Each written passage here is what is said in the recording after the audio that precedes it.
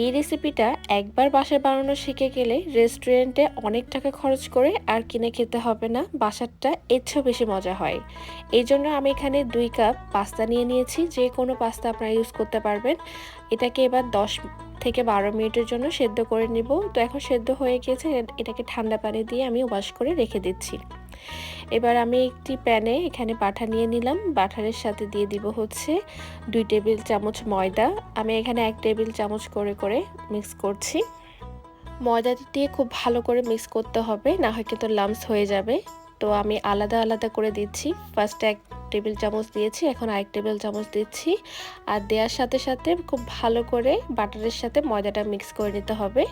Mix করা হয়ে গেলে আমি এখানে দিয়ে দিচ্ছি 1 কাপ দুধ। দুধটাও আমি আলাদাভাবে দিচ্ছি, অর্ধেক অর্ধেক করে ভালো করে মিক্স করে নিচ্ছি। দেখবেন মিক্স করতে করতে এটা কিন্তু ঘন হয়ে যাবে। তো এখন প্রায় 2 মিনিট রান্না করেছি। রান্না করার পর দেখুন এটা ঘন হয়ে গিয়েছে। এবার এখানে আমি দিয়ে দিব হচ্ছে পছন্দ মতো চিজ। আমার বাসায় স্লাইস চিজ ছিল, তাই আমি ওইটাই দিয়ে দিলাম। আপনারা যে কোনো চিজ দিতে পারবেন। আর চিজটা দিয়ে এবার খুব ভালো করে মিশিয়ে নিতে হবে। আর এই পর্যায়ে কিন্তু চুলার আঁচ একদম লো করে দিতে হবে।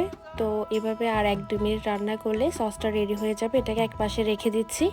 এবার অন্য আরেকটি প্যানে আমি এখানে তেল দিয়ে দিলাম। তেলটা যখন গরম হয়ে আসছে, আমি এখানে 2 কোয়া রসুন কুচি দিয়ে দিলাম। এখানে দিয়ে দিচ্ছি হচ্ছে চিকেন। চিকেনটাকে আমি ছোটো ছোটো করে কুচি করে রেখেছিলাম।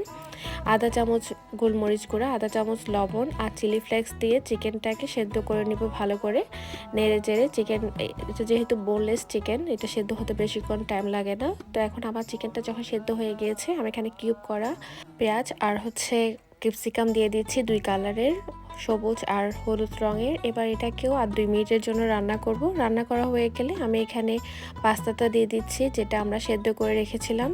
এবার ভালো করে মিশিয়ে আরও প্রায় 2-3 মিনিটের মতো রান্না করছি। রান্না করা হয়ে গেলে তারপর যে আমরা সসটা বানিয়ে রেখেছিলাম ওইটা দিয়ে দিচ্ছি।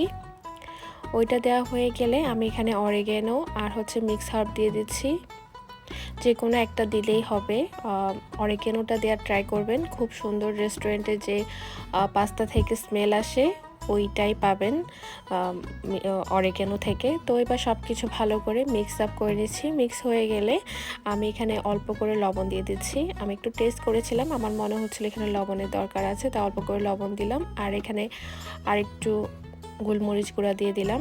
এবার সব কিছু ভালো করে মিশিয়ে আর 1-2 মিনিটের জন্য এটাকে রান্না করছি। রান্না করা হয়ে গেলে তৈরি হয়ে গেল গরম গরম হোয়াইট সস পাস্তা। এটা কিন্তু আমার খুবই ফেভারিট, আমি রেস্টুরেন্টে গেলে এটা খাই, আমার খুবই ভালো লাগে।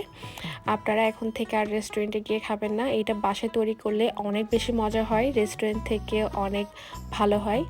আপনারা ট্রাই করে দেখতে পারেন। তো সবাই ভালো থাকবেন, সুস্থ থাকবেন, আমাদের জন্য দোয়া করবেন। আল্লাহ হাফিজ।